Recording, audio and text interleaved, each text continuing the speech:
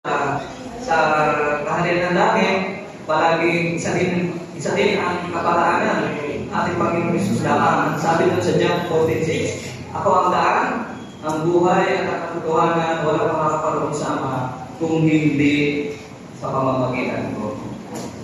Ang paanyaya ito ng ating pong Panginoon ay hindi para sa mga malalakas, mga kapatid, kundi ito po ay sa mga nanghihina. Taas nga na kamay mga nanghihina.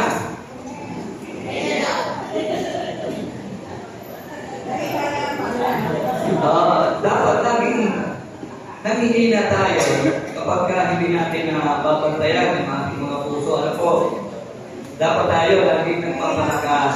Ano po? Hindi para sa mga perfect ang pamumuhay, kundi sa mga wasak na wasak. No? Ang Diyos ay laging handang tumulong sa buhay ng bawat isa. Tandaan natin, in the book of Psalm, chapter 34, verse 18, the Lord is close to the broken-hearted, those who say, in the Spirit. Verse 18, Psalm 34, sabi dito, the Lord is close to the broken-hearted and saves those who are crushed in spirit. Madali ang Diyos maawa sa buhay mo ng bawat isa, lalo na kapag talagang sinasama natin siya sa ating panalangin. Kung ang pakiramdam mo mga kapatid ay drain ka na, huwag kang lalayo sa Panginoon. Amin po ba? Okay. Sa Kanya mo mararanasan ang kapahingahan hindi kayang ibigay ng mundo. May isang story po, isang illustration. Ito po yung pinamagandaan ko, the drain candle and the endless flame. No? Yung kandila na nauubos at nauubos na yung liwanag at yung liwanag na walang kapantay. No po? Isang gabi may isang taong nakapong sa dilim, pagod na pagod, emotional, physical at spiritual, ubos na talaga siya. Sa tabi niya may kandila na isisilbing liwanag. No, habang siya ay nakaupo. Habang ito'y unti-unting nauubos, naiisip niya, ganito rin ako, ganito rin tayo. Bawat araw, unti-unti po tayo nauubos. Lalo na kapag hindi tayo nakalay kung anong kalooban ng Diyos sa ating mga buhay. Amin po ba? Ngunit maya-maya may pumasok na tao at may dala siyang lampara na walang katapusang apoy. Ano po? Ibinabahagi niya ito sa kanya, at ulit nagdigmig ang kanyang kandila at ang liwanag nito. Mas maliwanag pa kaysa sa dati. Ang kandila ay katulad din natin mga kapatid, nauubos. Ngunit si Kristo ang walang hanggang liwanag ay may apoy na hindi nauubos. Amin po ba? Kapag tayo drain sa ating pong Panginoon, si Kristo ang bibigay ng bagong lakas, hindi lamang sapat, kung hindi sagana. Palapangin nga po natin ang ating Diyos. Mga kapatid, tayo man ay napapagod. Ano po, sa mga hamon ng buhay, ito problema yung ating nararanasan namin po ba? Sa pamilya, masakit ang karamdaman, diba po? Ngunit huwag natin kalimutan si Kristo, ang apoy na hindi nauubos. Diba? Sa Kanya tayo suminding muli. Sa Kanya tayo muli nabubuhay. Mga kapatid, may tanong po ako sa inyo. Napapagod na ba kayo? Minsan. Hindi lang physical, kundi yung pagod na hindi nakikita ng mata. Minsan sinasalingin natin yun eh. Ano po? Yung pagod sa puso, pagod sa isipan, sa dami ng iniisip at mga pasanin. Iba-iba po. Kung ikaw po ay napapaisip, kung kaya mo pa bang magpatuloy? Kaya mo ba bang magpatuloy? Amen. Ano sabi ng Panginoon in Matthew 11:28? And I will give you rest. Palpakan po natin ang ating Diyos. Kung may silbi pa ba ang lahat ng ito, ang mensahe po ng Diyos ngayong umaga, ito po'y napakalinaw. Christ is the answer. Kapag nauubos ka, siya ang nagpupuno. Kapag hindi mo na kaya, siya din ang nagpapalakas. Ngayon kung umaga, hayaan mo ang salita ng Diyos, ang siyang umikot dito sa pagkasulong ng ating sanctuary, muling magbibigay ng lakas at pag-asa sa ating lahat. So mga kapong ito, pinapagatan ko po, when life brings you, Christ sustains you. Sabi po doon sa aklat ng Isaiah chapter 40 verse 29 to 31, He gives power to the weak and strength to the powerless. Even youth will become weak and tired, and young men will fall in exhaustion. But those who trust in the Lord will find new strength. They will soar high on wings like eagles. They will run and not grow weary. They will walk and not faint. Palakpakan po natin ang ating Diyos sa buhay.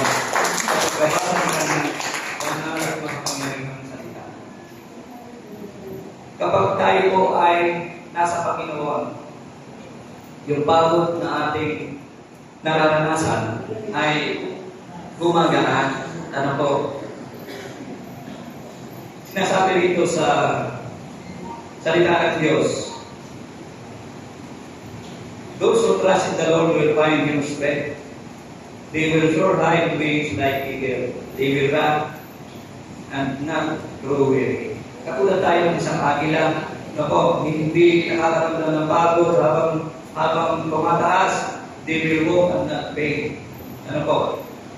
Katulad ng mga, kung nababasa niyo po yung sa story ni Habakkuk, ano po?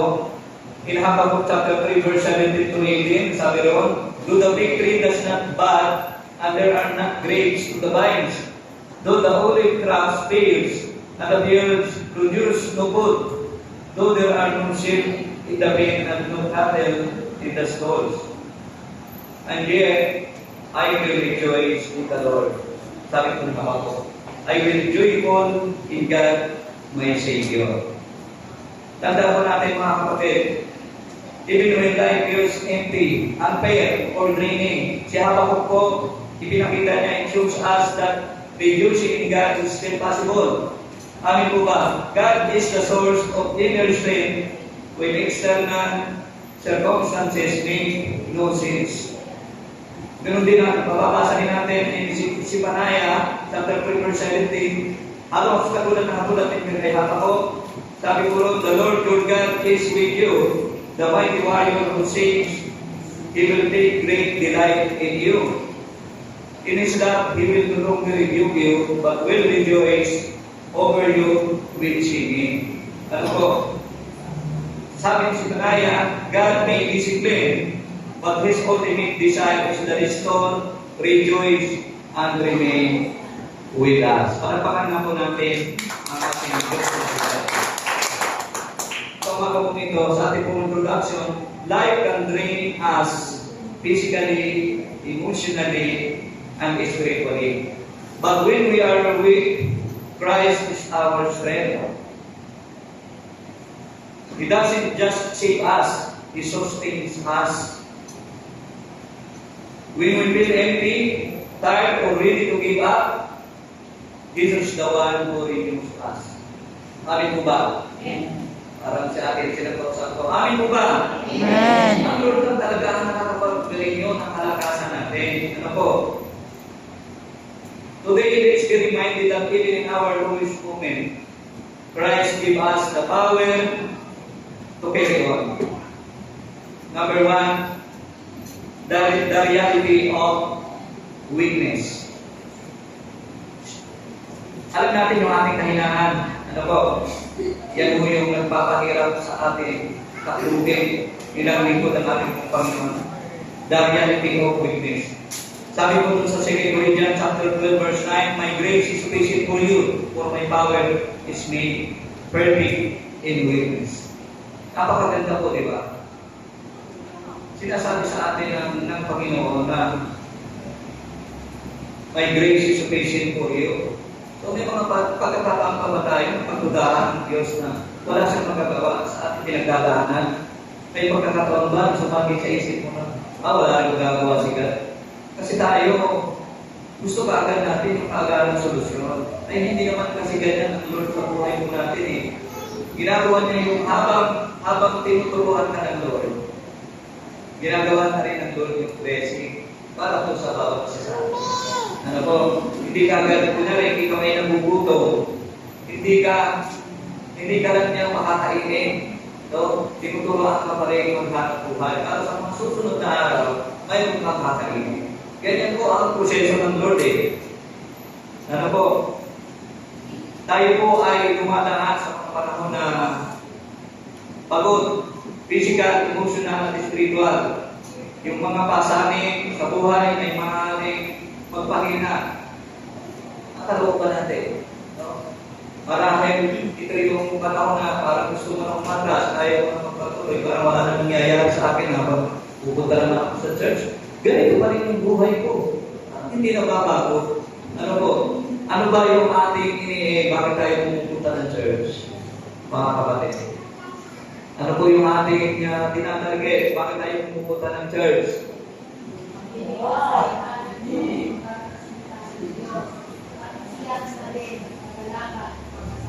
Amen. Ano po? Marami tayong gusto maganap sa buhay. No, ilalapit natin sa Panginoon through prayer na magkaroon ng kasagutan. Ano po, yung ating mga kailangan, magkaroon ng kagalingan, yung ating sakit at karamdaman, matanggap tayo sa trabaho, ating pinag-aantayan. Yung mga anak mo, makagraduate, at magkaroon ng magandang trabaho. Sino magulang ang hindi nag-iisip ng gano'n? Di ba? Lahat tayo nangangarap. Ano po? Ang mga pasanin sa buhay, maaaring magpahina ng loob. Ano po? Hindi nagtataka ang Diyos sa mga naranasan natin. Ano po? Yung ating pong kahingahan. Inibitahan po tayo ng ating pong Panginoon na lumapit sa Kanya. Lumalapit po ba tayo araw-araw? Amen. So napakalinaw na kayo lahat na napapagal. Lumapit kayo sa akin. Diba? Yun naman talaga ang sikreto ang ating buong pagtatagumpay sa buhay. Kasama natin sila habang tayo nagpaplano, habang ginagawa natin yung ating mga pangarap. Ano po? Pangalawa po, Christ is our source of strength. Christ is our source of strength. Philippians chapter 4 verse 13, I can do all things through Christ who gives me strength. No? Lagi ng Diyos lamang makakagawa ng mga bagay na papalakas sa atin. Hindi po sa ating sariling lakas, mga kapatid, kundi kay Kristo tayo humuhugot ng lakas. Nasa kamay ko humuhugot ng lakas kay Kristo. Amen.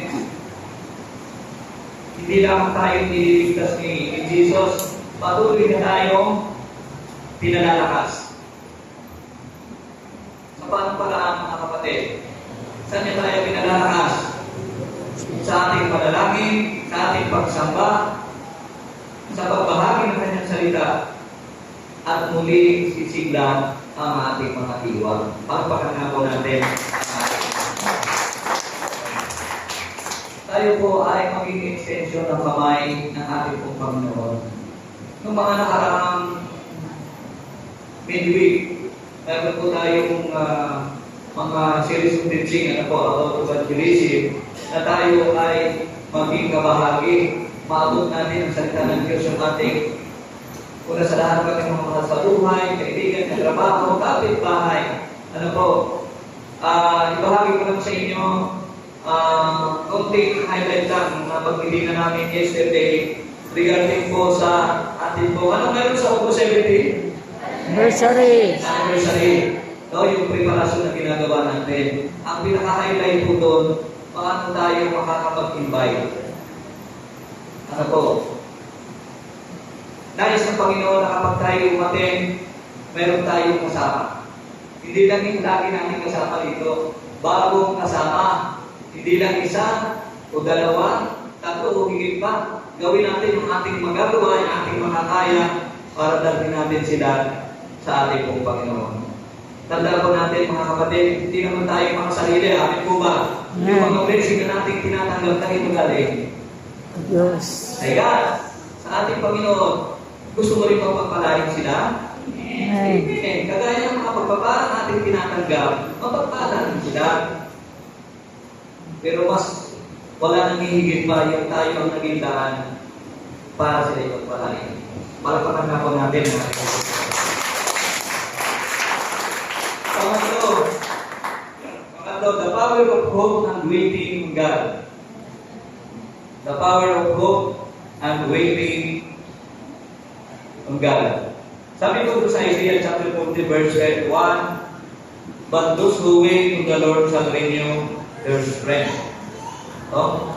But those who wait on the Lord shall renew their strength. Ang mga paghihintay sa Diyos ay hindi paghihingkaman. Ano ito?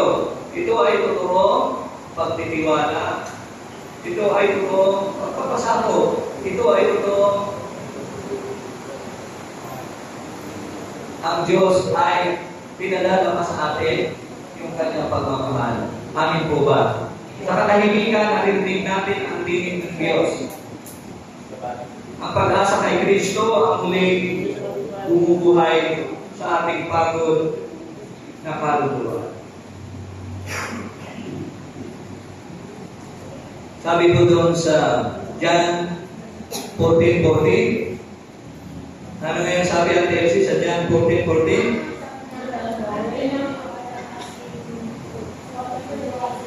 Whatever you ask in my name, and I will do it. Pagpakan na po natin. Ito po, kaya ako lang na talaga, minsan hindi tayo lumalapit din sa ating pong Panginoon. Ano po? Kasi nga, parang may down pa sa puso natin, hindi naman ibibigay ng Lord. Sabi nga natin kanina, kapag nagbibigay ang Lord sa atin, habang inihahandal na yung blessing sa atin, pinaprocess naman niya yung ating mga kakulangan. Inaayos niya, itinatama niya.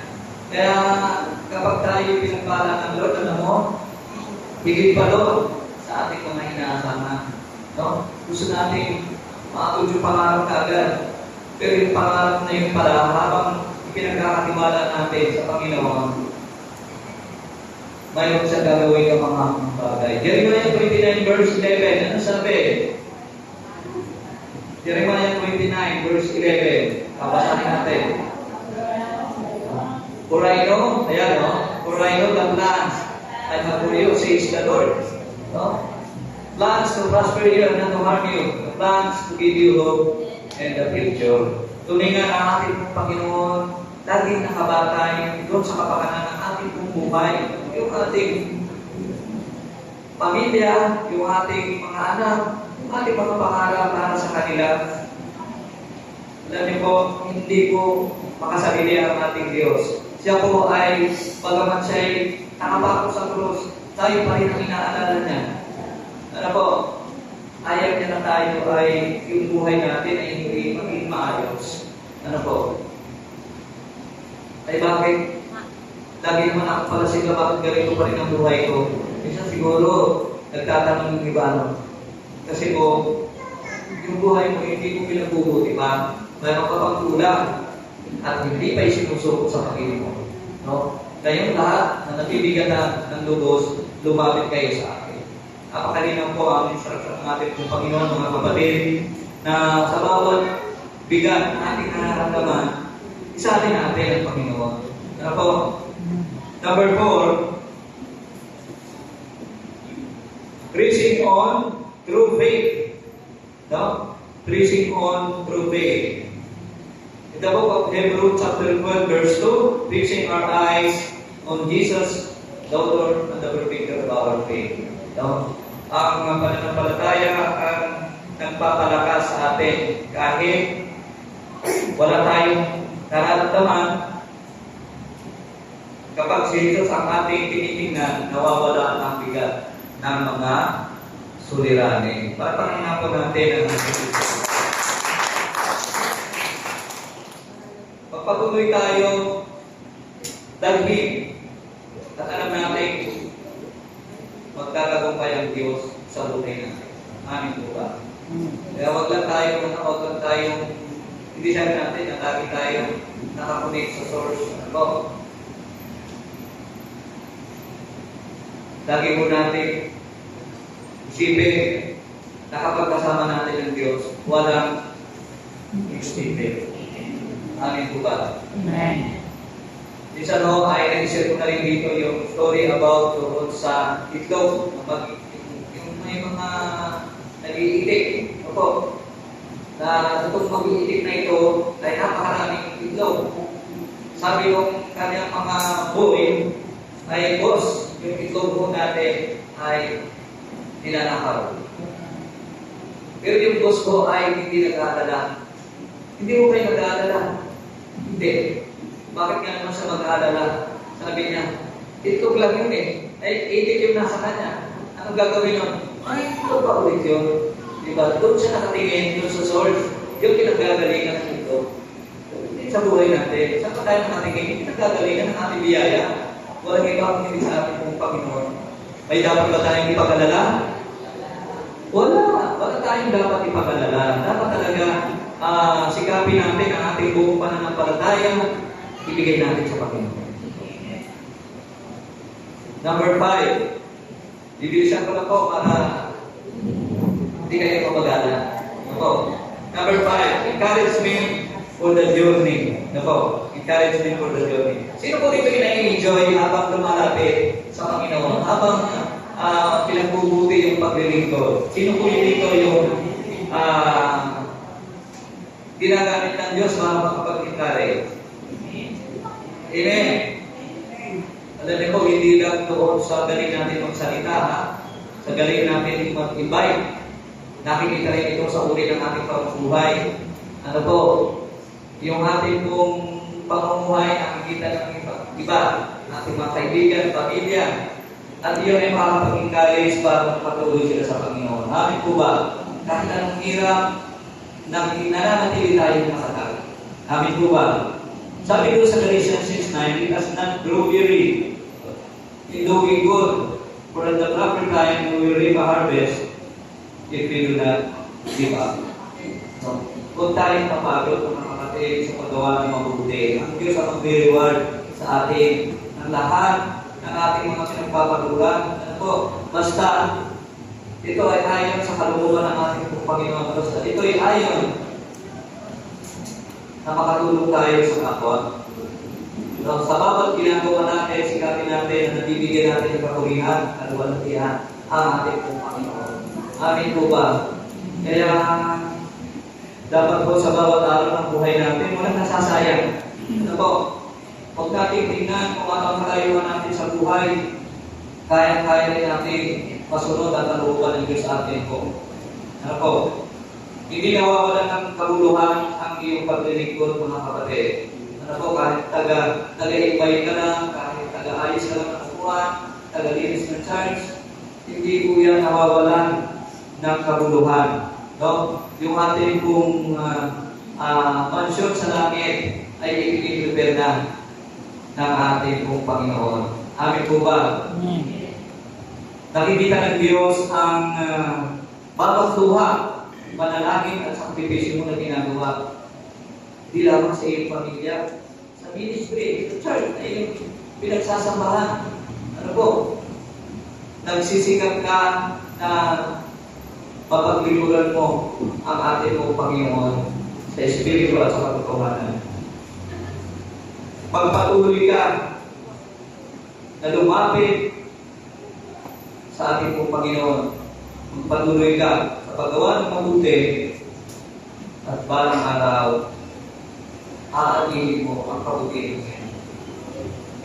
Amin po ba? Sabi na nung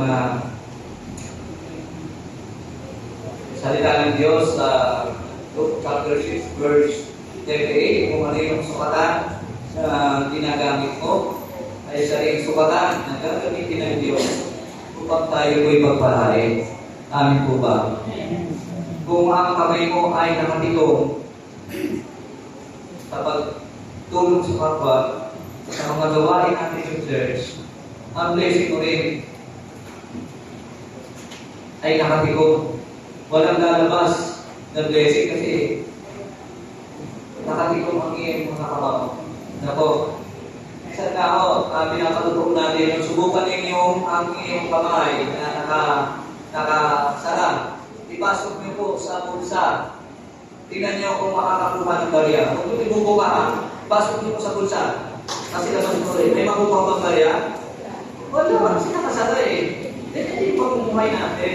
Dapat kung makita natin na hindi tayo nililimitahan. No? Ang kapangyarihan ng Diyos nakikilos sa ating mga buhay. Ano po, lalo na pagdating sa gilig, ano po, tandaan natin, alam niya na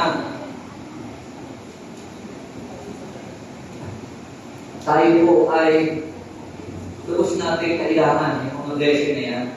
Ano po, lahat ng ating mga pangangailangan, ang Diyos naman din ang nagbigay sa atin. Amin po ba? So, ipagtatanong po ba natin yan sa Panginoon? Sabi nga doon sa Philippians 4:19, buhat sa kayamanan ng Diyos na hindi na uubos. No? Kaya-kaya niyang isupply sa atin ang lahat ng ating mga pangangailangan. Diba?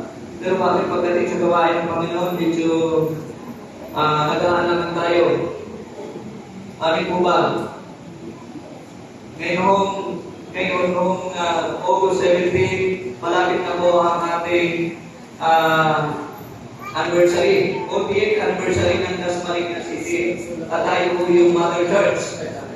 Kailangan ipakita natin yung ating partisipasyon. Ano po?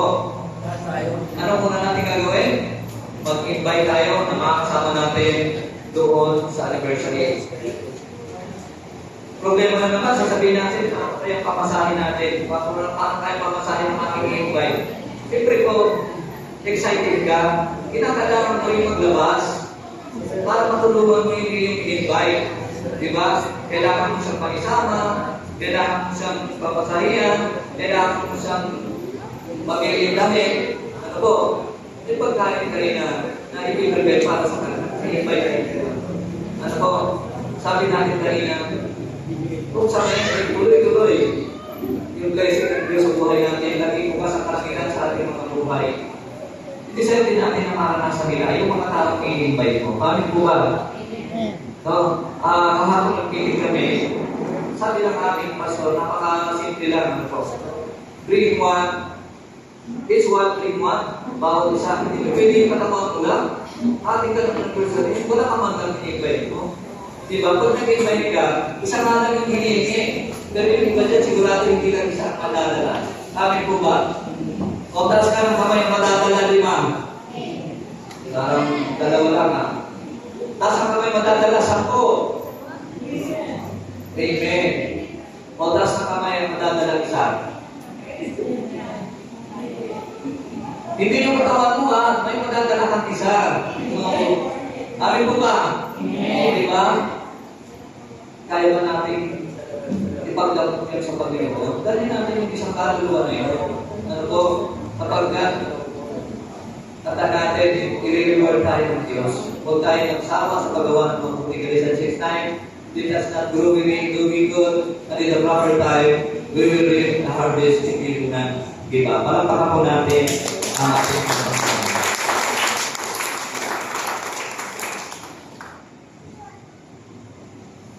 Ayan, nasa ano na pala tayo sa ating pong pagtatapos. Sabi rito, when life wears you down, don't give up. Turn to Christ, He is your source of strength and your rest in the storm and your hope in the struggle. He will sustain you. Ito po ang hamon sa atin mga kapatid. Saan po tayo naghihina? Saan po tayo naghihina? Sabi ng Panginoon, sabi ko rito, when life wears you down, don't give up, turn to Christ. He is your source of strength and your rest in the storm and your hope in the struggle. Diba?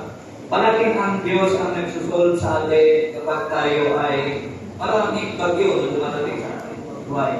Ano po? He will sustain you. Makayaparin niya yung dalurong ng bagyo sa buhay natin, ang ating pong Panginoon. Ilalagay niyo sa ayos at hindi mo tayo mahihirapan at mabibigatan. Iyan po ang pangako ng ating pong Panginoon. Ngayon ang hamon sa atin, saan ka nanghihina ngayon? Kaya mo ba na si Kristo ang maging lakas mo? Amin po ba? Amen. Kaya niyo ba na si Kristo ang maging lakas mo? Amen. Magtiwala at maghintay at lumakad na kasama niya. Amin po ba? Kaya sa umaga po ito, nais ko na palagi nakadepende tayo sa kung ano ang gagawin ka mga bagay ng Diyos sa ating pong mga buhay. Amin po ba? Kaya huwag niyong hayaan na yung pagtungo niyo rito sa bahay sa panatan natin, bagaman maulan, hindi yakin natin na hindi ito masasayang. Amin po ba? Sige po, tayo po tayo. Tayo po minsan pa ay tumawid.